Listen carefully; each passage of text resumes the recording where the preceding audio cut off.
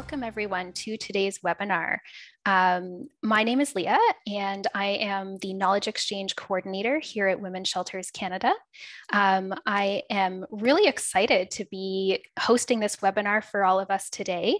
I think it's going to be a really interesting conversation and discussion, and we'll get a chance to hear about things all across the country. So I'm really looking forward to it. I do want to start today by acknowledging that I'm joining you from the traditional unceded territories of the Algonquin and Anishinaabe people. And I also want to acknowledge my responsibility as a settler on these lands to continue learning about the historical and present impacts of settler colonialism and to supporting the work of reconciliation and decolonization in what I do. So I'm just going to start off with a few quick little housekeeping reminders here. And while I'm doing that, it would be lovely if you wanted to say hi in the chat. Let us know who you are, where you're joining from, and just say hi so that we have a sense of who's in the virtual room with us today. So I invite you to do that in the chat at the bottom of your screen. And as I mentioned at the beginning, we do have interpretation for today's webinar, and we will be speaking in English and in French. So it's important to know where that is and how to use it. So if you look at the bottom of your screen, right near where the chat is, you'll see an interpretation button, and you can use that to select English or French. And I will give everyone a heads up when we're switching languages so that you have time to switch over to the channel that you're looking for. And if you have any questions about the interpretation and how to get that set up, just let us know in the chat and we'll do what we can to help you out. You might have noticed as well that we do have the auto captioning on for today's webinar. If you don't want to see the subtitles, or you do want to see them, you don't see them now and you want to, you can use the CC button at the bottom of your screen to hide them. You can open up a transcript in the side of your screen and do whatever you want to do with those. I believe that the captioning will probably only work for the English portions, which I do apologize for. That is a Zoom limitation. And so hopefully they will address that at some point soon. Now, you have probably noticed that you don't have a microphone or audio. We already have quite a few people here with us today, almost 50 people. And so just to make sure that the audio is really clear for everyone, only our presenters will have their microphones and video turned on. But that doesn't mean we don't want you to participate. We definitely want your participation. And so there's a few ways you can do that. I've already mentioned the chat at the bottom of your screen. And so the chat is a great place to say hi, which many of you are doing. If you have a comment or something you want to share, feel free to put it in the chat. Or if you have tech questions, let us know and we will do our best to help out. And my colleague Chandra is here with us today to help with tech. So if you have a specific tech question, you can reach out to Chandra or I directly as well. You will also see there is a Q&A box beside the chat. And so the Q&A box is a wonderful place to put your questions for the presenters. We will have lots of time after the presentations for Q&A. So please do feel free to put your questions into the Q&A box at any point during today's session. And just one last note before I move into some introductions here. We are recording today's webinar, and so we will share that recording afterwards for anyone who has to leave early or couldn't attend that you want to share this with. So without further ado, as you all know, today's webinar, we're here to talk about and learn about different approaches to second stage shelter across the country, some of the common themes. Oh, I'm hearing an echo. I'm not sure if everyone else is. Nope. Okay, it's gone. Sorry. Just wanted to make sure things were clear there on the audio front for everyone.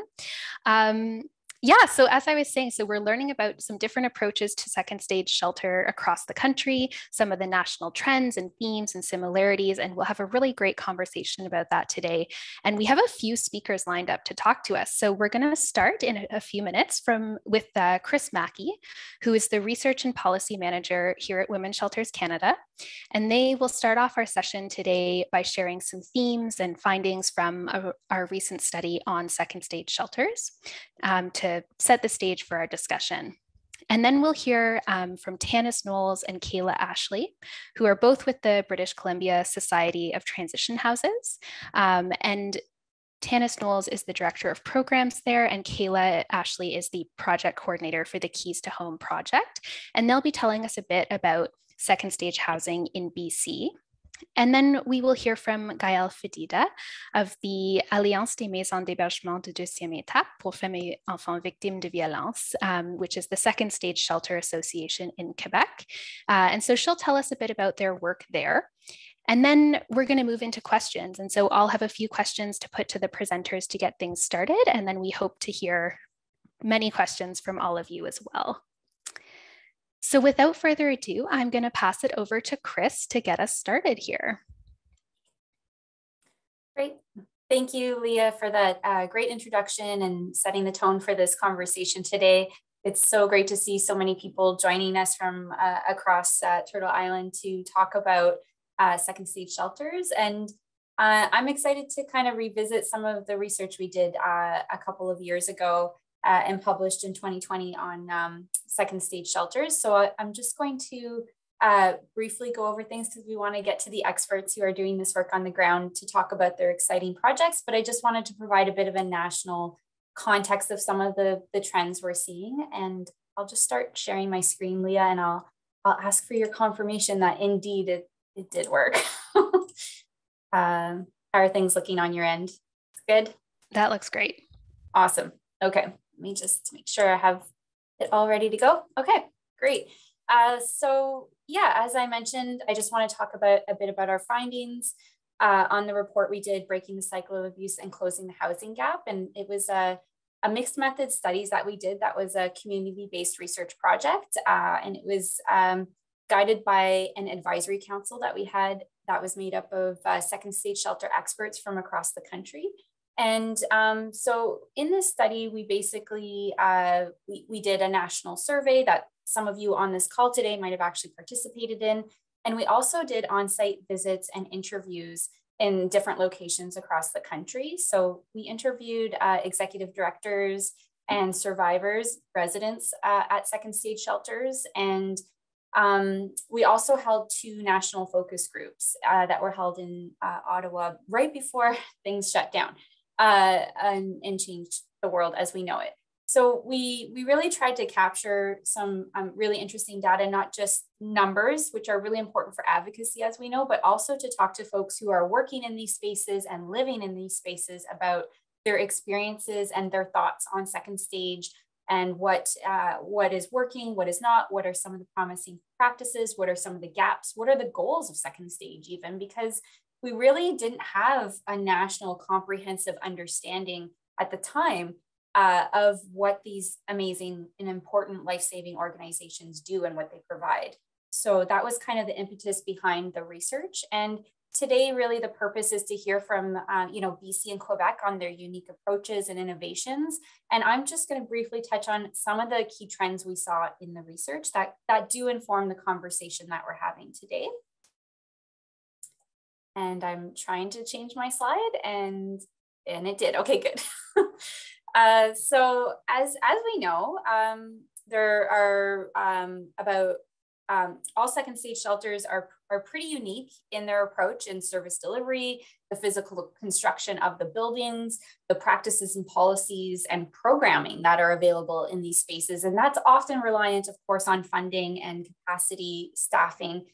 So really, when we're talking about these larger trends and these broader stats, I want to keep that in mind.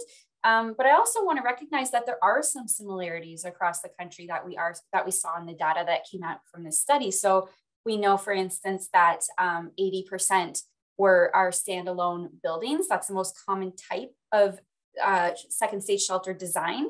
And as you can see here with the chart, you can see the respondents we had from across the country, and we had about 97 participants in the survey, and really good regional representation, as you can see. And considering there's about 124, second stage shelters at the time of the study across the country, it's a pretty good response rate, obviously.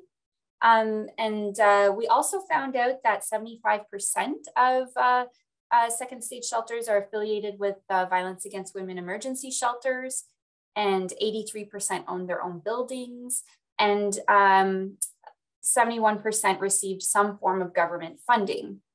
So of course, as we know, as many of you are well aware, funding varies and is not necessarily consistent across the country. And there are some exceptions to this, like we know, and we're going to hear from Quebec today and hear from Gaëlle. Alberta and Quebec have been a bit more successful in establishing some recurrent operational funding, but other parts of the country not so lucky, and some don't even have any official earmarked funding for second stage. And we saw that in Newfoundland and Labrador, Ontario, and Saskatchewan. So obviously, funding part is such a huge barrier to be able to do this really important life-saving work. Okay. So something we were really interested in getting to learn about when we did this study was, what are the goals of second stage shelters? And of course, this is like deeply unique across the board, but we did see some very clear trends in the survey comments, as well as interviews and focus groups, these patterns that just kept coming up in the various data sets we had.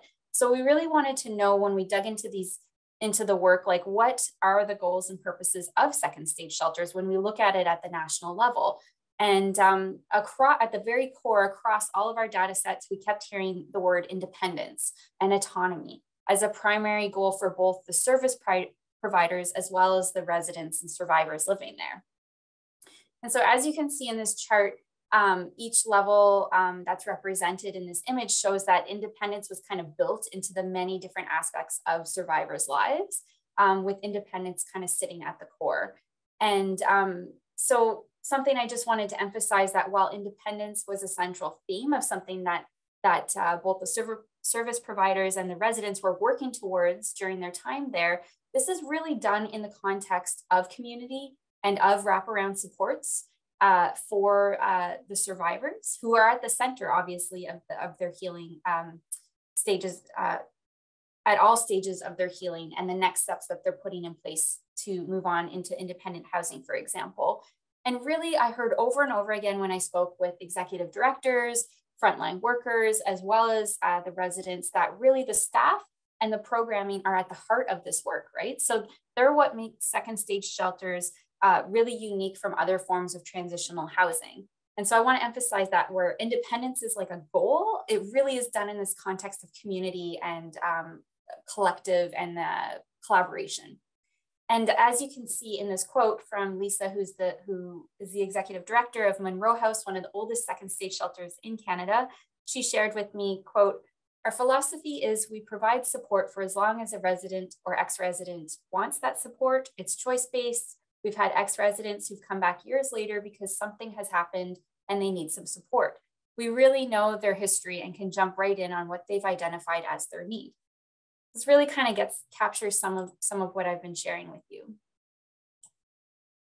Not to zoom through, but I'm really trying to be respectful of time and just touch on a couple of other themes, which will obviously come up in the conversation with Gaëlle and Tanyss.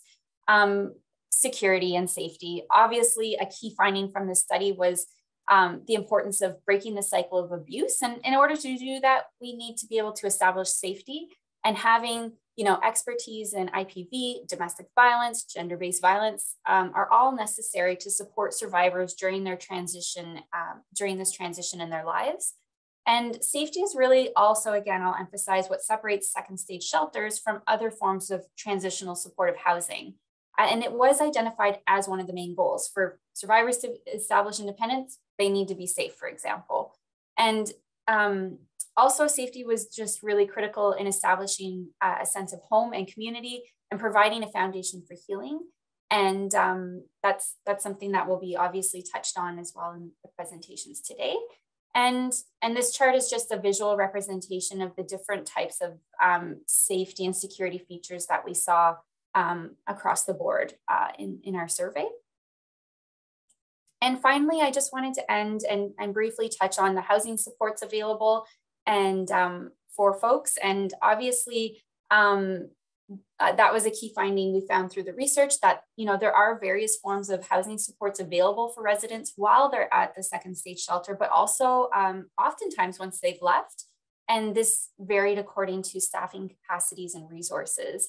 And, you know, obviously the crisis in affordable housing is a huge barrier that makes it really difficult to help survivors move into independent housing, and was definitely noted as a huge challenge. And we also heard that, you know, many second stage shelters were working to try to find, to secure a dedicated worker, or they're called either a housing coordinator or a housing advocate, whose specific role was to help survivors find housing. And this was primarily because there was such a scarcity of housing that they really needed someone to be able to help them navigate that process, and as well as find the appropriate and safe housing, not just housing, right? So I don't want to, I'm going to turn it over now to back to Leah to open it up to our other presenters and share their important learnings and perspectives on the great work they're doing in their provinces. So thank you so much for listening. And if anyone has questions, you're welcome to ask me in the chat or during the question period, or email me. And our full report is available, as all of ours are, on our website. So you can find more information there about it. Awesome. Thank you, Krys. That is really interesting and a great way to kind of ground the rest of our conversation today. And Chandra has put the link to the second stage report that Krys has been talking about and just mentioned. So if you do want to find out way more and really dig into everything Krys just shared, you can check out that report on our website using that link. So I will pass it over to Tanyss and Kaayla. Great, thank you, Leah. Let me just share my screen here, get things started.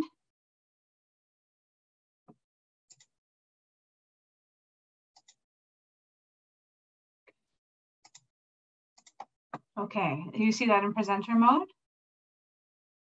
Looks good. Okay, great. I will just move you guys over here. Okay, well, thank you so much for everyone for joining today. I see in the chat that there's lots of folks from all across the country and some folks from BC, so that's exciting.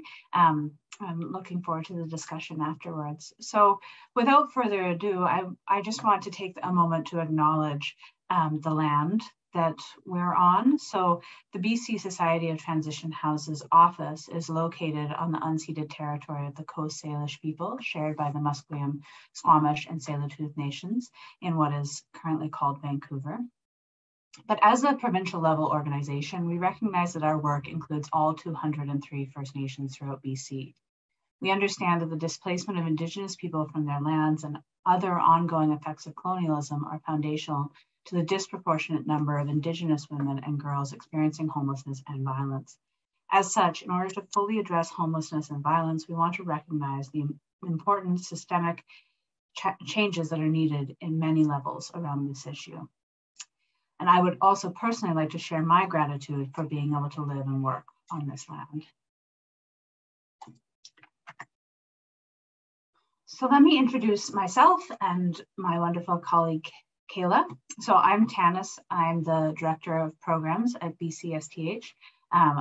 Very recently entered that role and was previously the Getting Home Project Manager, focusing on reducing barriers to long-term housing for women after violence and supporting our membership. And now working as the Director of Programs and working closely with Kaayla on her project, which is the Keys to Home project. Kaayla has joined our team recently, but has worked with us on the Getting Home project previously, and is now leading the Keys to Home project as an experienced researcher in areas such as housing, sexual violence, and health. And she's currently finishing her master's in public policy at SFU. So she will be co-presenting with me today. I also want to introduce the BC Society of Transition Houses so that you have a sense of what we do and who we are. We're the provincial umbrella organization for the transition house sector. Our members include safe homes, transition houses, second stage houses, even some third stage houses, and peace programs.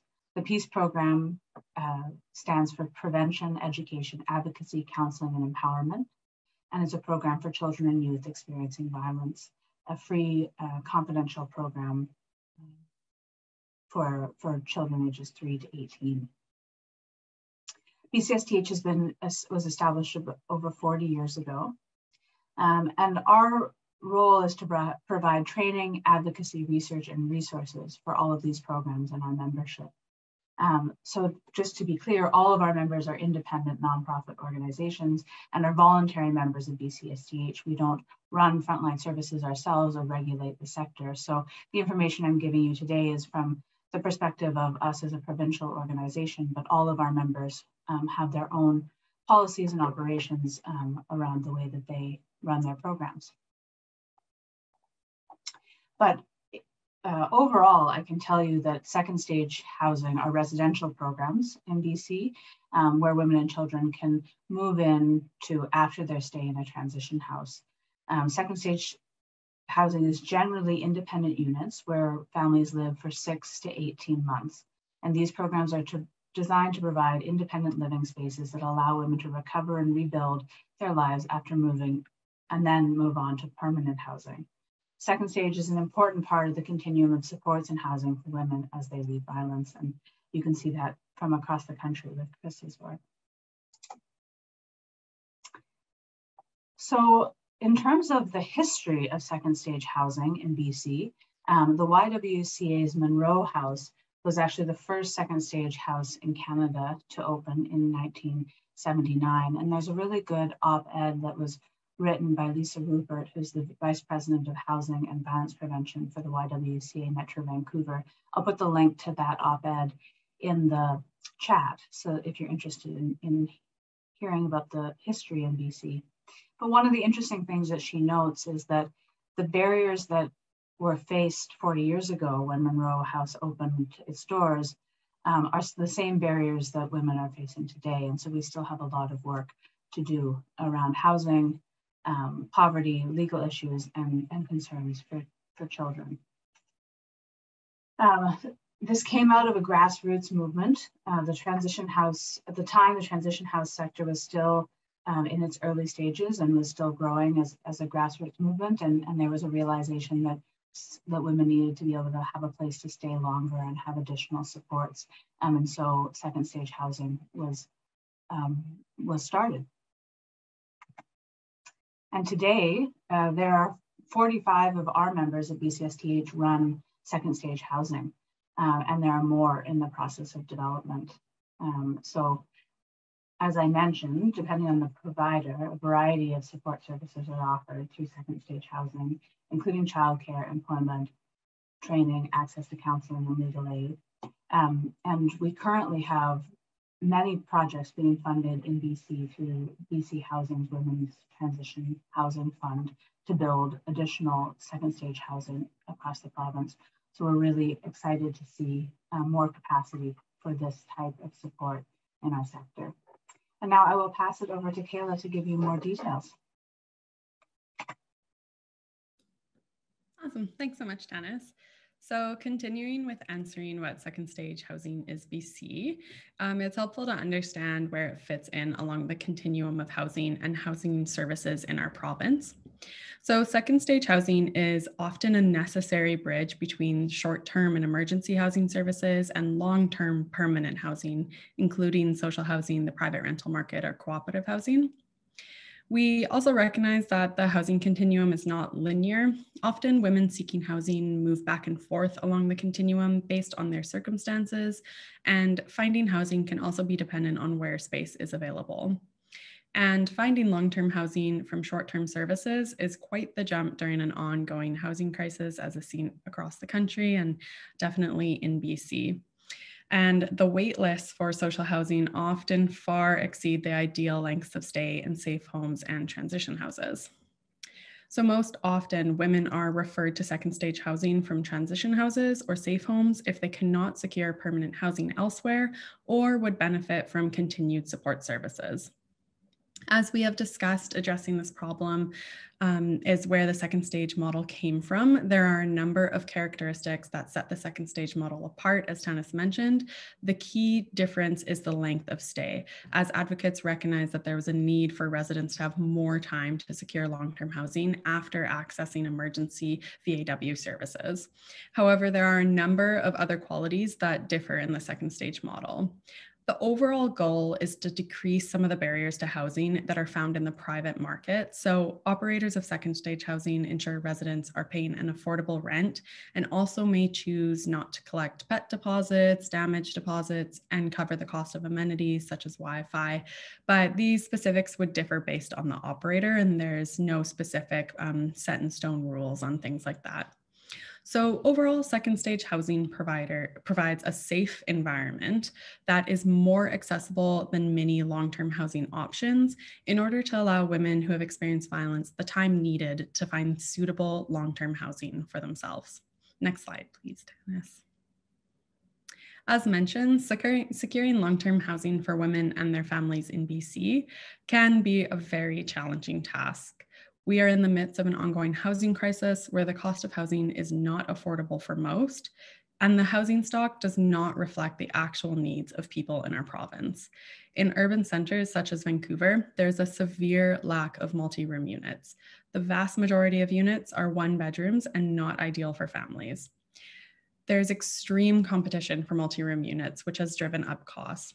Within social housing, although there are more multi-room units available, the majority are still 1 and 2 bedrooms. This makes it incredibly difficult for families seeking housing and has resulted in lengthy wait lists for social housing.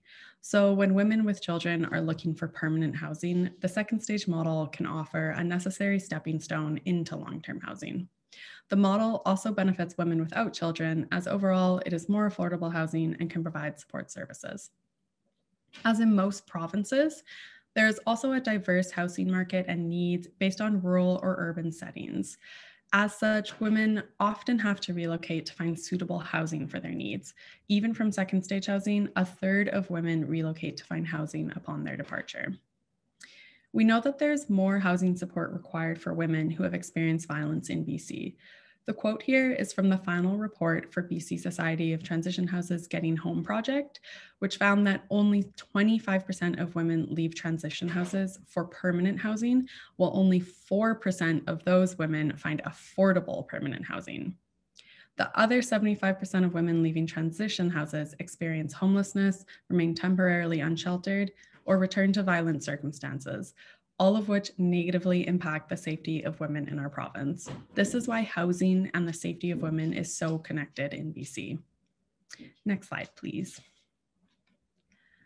And this is where we can understand the importance of second stage housing in our province.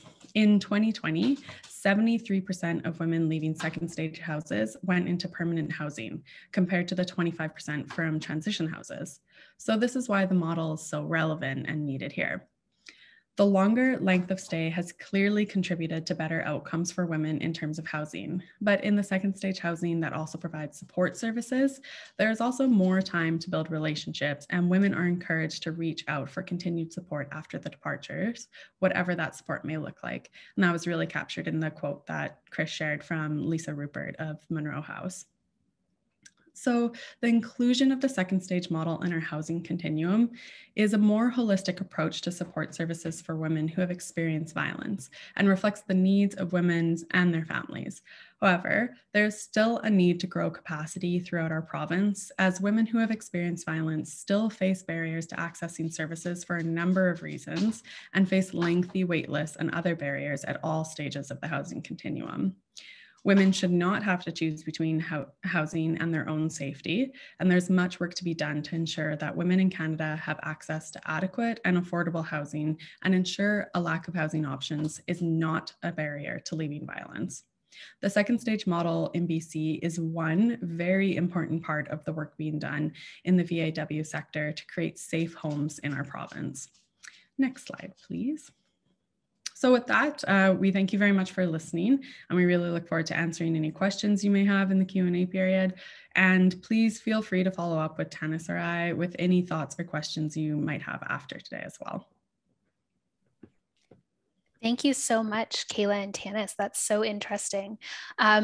I am just going to ask you a quick question from the Q&A before I go to Gaëlle, because it's pretty specific to BC. There was just a question if you could clarify the difference between a shelter and a safe home, because I think the safe home model is fairly unique to BC in the West. Yeah, for sure. So safe homes are generally spaces that are provided either in a private home or a hotel, or in some cases, there's a standalone unit for a woman, generally in a remote or rural community where they stay without 24-hour facility for up to 10 days is ideal. I mean, sometimes women do stay longer with the intention of transferring them to a transition house in the next local center. Awesome, thank you. So I will pass it over to Gaëlle. And just before Gaëlle begins, I believe she will be speaking in French. So I'm just going to give everyone a moment to switch your interpretation. And you can do that at the bottom of your screen using the interpretation button. So we'll just pause for a few seconds for folks to do that before you start, Gaëlle.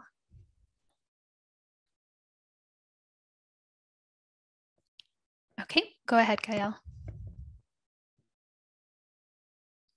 You're on mute.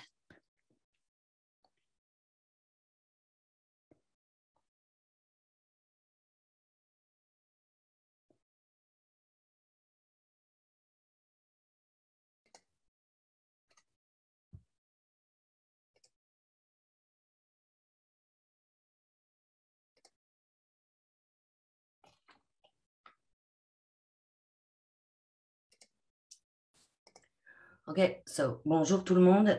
J'aimerais d'abord reconnaître que je me situe aujourd'hui sur un territoire autochtone qui n'a jamais été cédé.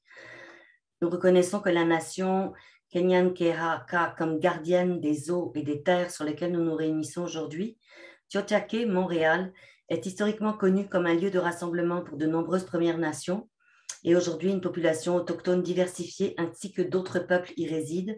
C'est dans le respect des liens avec le passé, le présent et l'avenir que nous reconnaissons les relations continues entre les peuples autochtones et les autres personnes de la communauté montréalaise. Donc moi, je vais vous parler des maisons de deuxième étape au Québec. Vous allez tout de suite voir qu'on se situe dans un autre angle que ce qui se passe en Colombie-Britannique. Donc nous nous situons vraiment dans le continuum de services en violence conjugale. C'est-à-dire qu'une femme, avec ou non ses enfants, a accès à une maison de première étape où le séjour est de plus ou moins 3 mois, en moyenne d'1 mois, suite auquel elle va soit retourner chez son conjoint, soit aller dans un appartement régulier, soit venir dans une maison de deuxième étape. Et il y a aussi, bien entendu, toutes les femmes qui ne sont pas hébergées, parce que, comme on a vu avec les analyses d'hébergement Femmes Canada, une maison d'hébergement n'est pas juste un lit, donc il y a tout ce qui se passe en suivi externe. Alors ici, comment ça se passe entre la maison de première étape et la deuxième étape?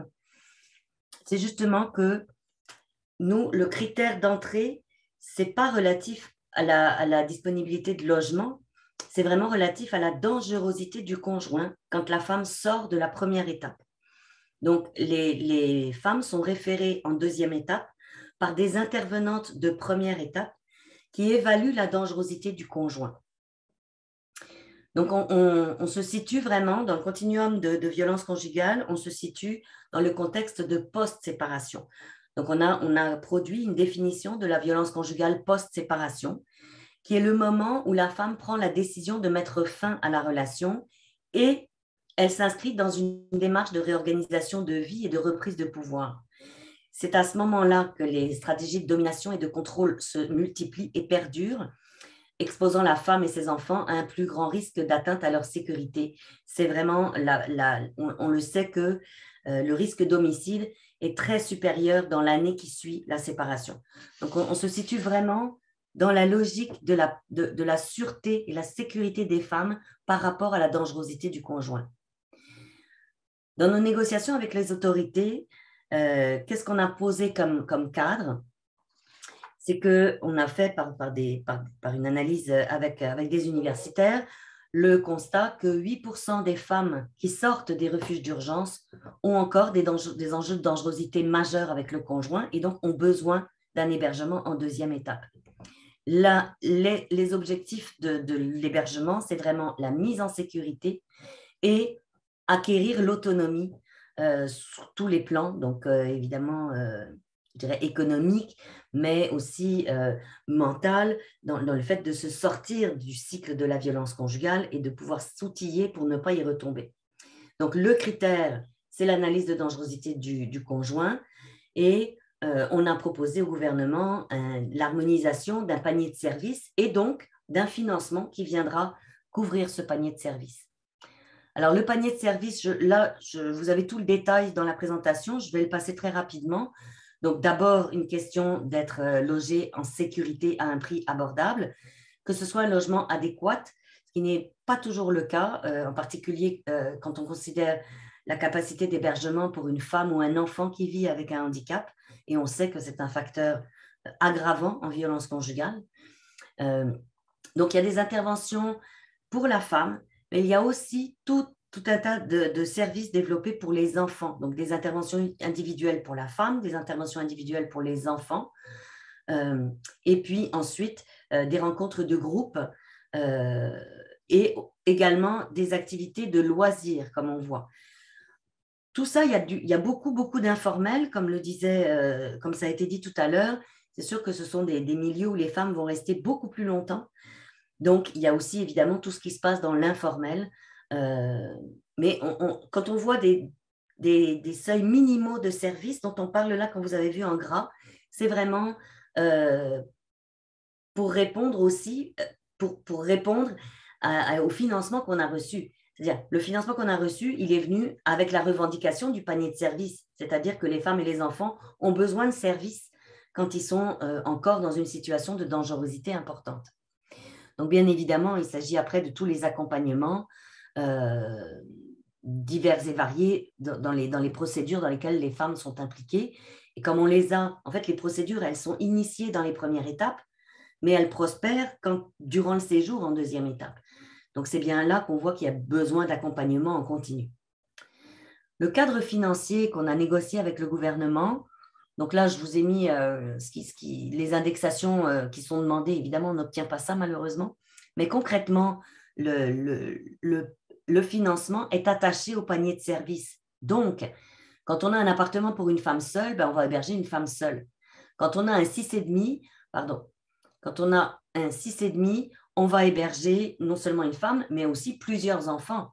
Donc, c'est logique que la subvention pour les services soit plus importante quand on est dans un 6,5 ou quand on est dans un studio pour femmes seules. Ça vous donne un petit peu une idée des financements de services qui, au Québec, relèvent du ministère de la Santé et des Services sociaux. Qu'est-ce qu'on voit comme enjeu au travers de tout ça? Et puis on a eu de nombreuses discussions, à la fois en interne, mais aussi avec nos partenaires et nos alliés externes. Il y a la question du croisement parfois de mandats, en tout cas, ça peut être une perception, notamment des femmes qui ont besoin de services, qu'il peut y avoir une grosse confusion entre les ressources d'hébergement en violence conjugale et les ressources d'hébergement en itinérance.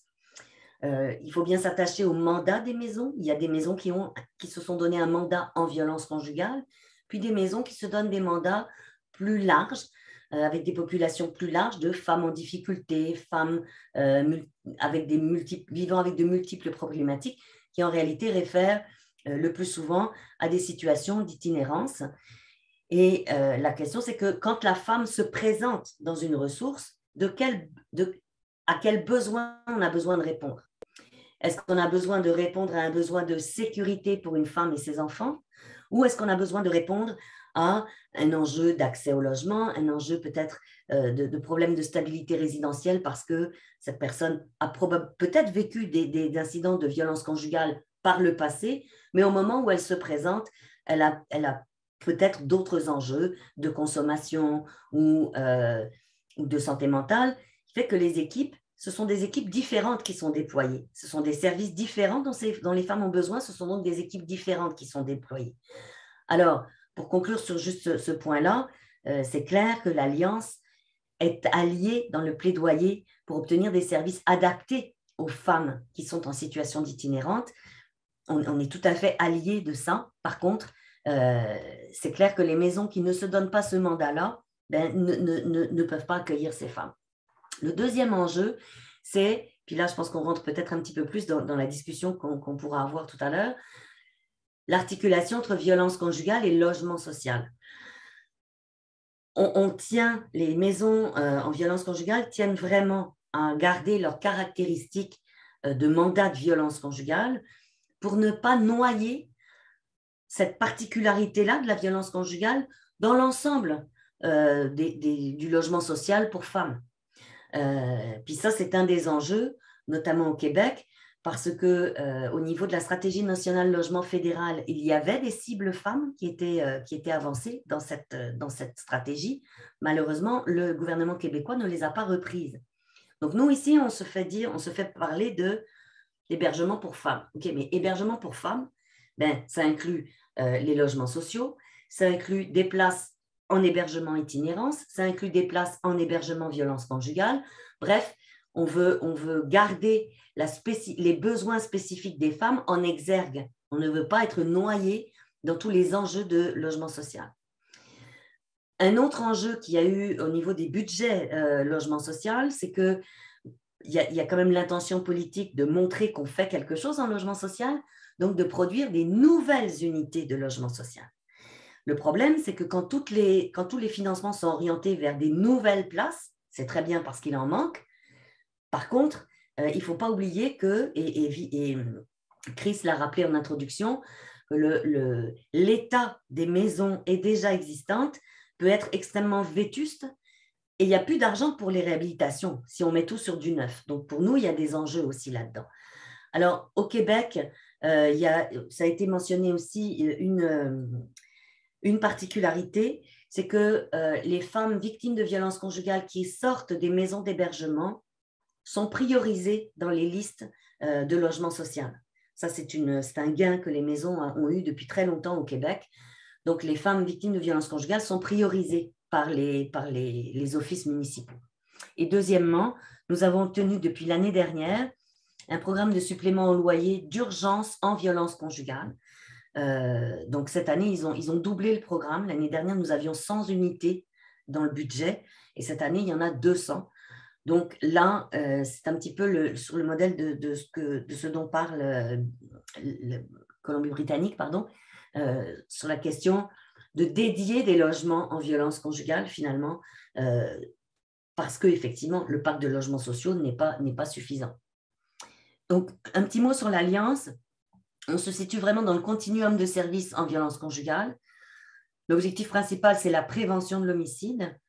On offre des services, tout un panier de services spécialisés en violence conjugale post-séparation. Notre perspective d'intervention, c'est vraiment l'autonomisation des femmes. Donc, en 2020, nous avons hébergé 220 femmes et 283 enfants dans 150 unités pour une durée moyenne de séjour de 8 à 9 mois. Nous avons actuellement 34 maisons membres, 27 projets en construction. C'est un petit peu, voilà, je me mets à jour là, donc ce n'est pas 22, mais c'est 27. En gros, on est capable de au moins doubler la capacité actuelle. Et puis, pour le rôle de l'Alliance hors Québec, on est déjà contacté par plusieurs maisons francophones hors Québec qui souhaitent qu'on les appuie. Donc, certainement qu'on s'engage à les soutenir dans les enjeux. On ne sera absolument pas capable de les soutenir comme on soutient nos membres au Québec parce que, comme vous le savez, le logement social est une compétence partagée. Donc, il y a quand même à chaque fois, dans chaque province, un dispositif spécifique qui doit être analysé et que nous ne connaissons pas. On connaît celui du Québec, mais on ne connaît pas les autres. Là, je pense que justement aussi, Hébergement Femmes Canada aura des choses intéressantes à partager un petit peu plus tard. Et puis, la deuxième chose, c'est que nous avons un budget de Femmes Égalité des Genres Canada pour mettre à disposition tout notre matériel dans un hub sur le web qui sera disponible l'année prochaine, où on aura tout notre matériel, notamment traduit en anglais, qui pourra être disponible pour le reste du Canada. Alors, je vous remercie. Okay, merci beaucoup, Gaëlle. C'est vraiment intéressant d'apprendre de votre expérience au Québec. Donc, je vais passer à la période des questions et je vais changer à l'anglais. Donc, je vais attendre une minute pour que tout le monde change leur chaîne d'interprétation.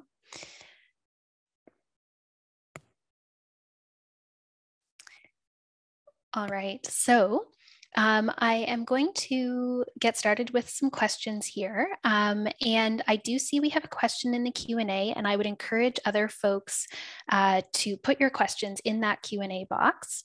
While you're typing those out, I am going to start with a question for our panelists here, which, you know, hearing all of you speak, there's definitely some different entry points maybe, or different considerations in terms of the affordable housing issues and context in BC, the focus on, you know, really the high risk, the element of danger of the spouse in Quebec. But there's also a lot of similarities that I'm hearing, you know, in terms of in both provinces, second stage housing provides a longer term period of time where women can access support and services to support their healing and recovery. So I would love to hear from each of you about some common strengths and some common challenges that now that you've sort of heard all the presentations that you're seeing across these two models. So common strengths and challenges. And I'll go to Tanyss and Kaayla first, just to give Gaëlle a sec to catch her breath there. And if we can keep the responses relatively short so that we can get to the questions in the Q&A as well. So Tanyss and Kaayla. Thanks so much, and great overview from all the presenters on the similarities and differences across the country. I want to highlight, as you mentioned, and it was clear in Krys's presentation as well from the research across Canada, that second stage really is designed as a space for women to have a longer term stay after violence. And that's clear in BC as well as in Quebec and other provinces across Canada. The individual operations of these and the ways in which they're part of the sector may be slightly different depending on the province. And one of the key pieces that we didn't mention in our presentation, but I think is sort of pivotal to the future of second stage in BC, as well as what it sounds like the direction things are going in Quebec, is around where the funding is coming from and how the sector is expanding. And so in BC, a lot of the second stage houses are funded through BC Housing funding, and the new second stage houses that are being built are through BC Housing funding and the 30-point plan for affordable housing in BC. So that is impacting the way in which second stage is being integrated into the affordable housing continuum. And Kaayla's done lots of work on this as well, so I'll hand it over to her to quickly speak on that. Thanks, Tanyss. Yeah, I think that one thing that we are beginning to recognize in BC, and it definitely applies across the country, is that although there's like two separate sectors with various different approaches, whether it's from the housing sector or the VAW sector, there's so much overlap. So strengthening relationships and common projects between the two sectors can really benefit a lot of people seeking housing. And that's what we've done in recent years through some of the projects that have come out of BCSDH, including the Getting Home project, which really sought to recognize barriers to housing for women and how to build relationships between both sectors to decrease some of those barriers. And that's what the Keys to Home project is really looking at currently, is figuring out how to enable organizations in the VAW sector to become long-term housing providers, and how that might look different than a standardized housing model, and what should be included to have safe long-term housing for families and women who have experienced violence. So yeah, I just wanted to highlight like that importance of cross-sector relationships and the good that can come out of it, and just making it a more holistic approach to providing housing for people who have experienced violence that is a little bit more tailored to their needs and more accessible because of it.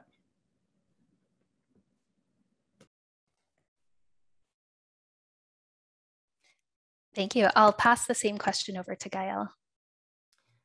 La façon dont on a résolu cette question-là au Québec, c'est que on a beaucoup travaillé pour que le ministère de la Santé, le ministère de l'Habitation sociale et le secrétariat à la condition féminine s'assoient ensemble pour travailler ça. Parce qu'effectivement, le budget, il vient du ministère de l'Habitation, qui n'a rien à voir avec les services en violence conjugale. Chez nous, c'est le ministère de la Santé. Mais par contre, nous, en fait, on a comme refusé de discuter si la brique et le service n'étaient pas attachés. Ça a donc obligé que le ministère et la Société d'habitation du Québec s'assoient. Actuellement, j'ai une rencontre statutaire toutes les 2 semaines avec la direction de la SHQ et les personnes du ministère de la Santé qui travaillent aussi ces nouveaux projets. Alors, ça a été un travail d'advocacy, évidemment, là, beaucoup. Mais ça, c'est quelque chose auquel on est arrivé depuis 2 ans maintenant ici au Québec. Donc, ça nous facilite vraiment la chose. Et je trouve une ressource vraiment utile, je ne sais pas comment ça se passe dans les autres provinces, c'est notre secrétariat à la condition féminine québécois. Dans tous les gouvernements provinciaux, je pense qu'il y a un ministère responsable de la condition féminine. Et chez nous, il y a cette capacité de les prendre à partie en leur disant « mais c'est votre job, condition féminine, de travailler avec les ministères pour que la condition féminine soit effectivement prise en considération par l'ensemble des ministères, mais là, en l'occurrence, par les 2 qui nous intéressent, soit habitation et santé. » Okay, merci beaucoup. So I did have another question for folks, but I think I'm going to go to audience questions because there are quite a few that have come in, and I'm just keeping an eye on the time there. So I think we'll cover what we wanted to cover through these questions.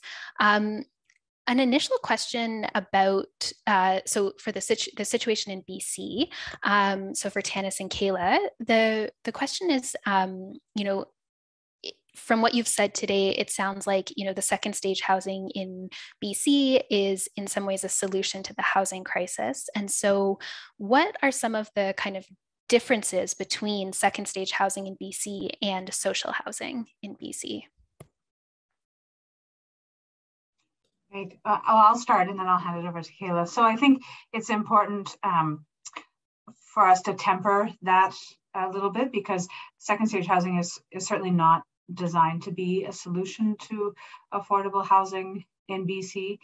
It is part of a variety of housing resources that we need to solve the housing crisis in BC, especially for women experiencing violence, having a solution tailored to them and to their housing and other needs, as Kaayla mentioned.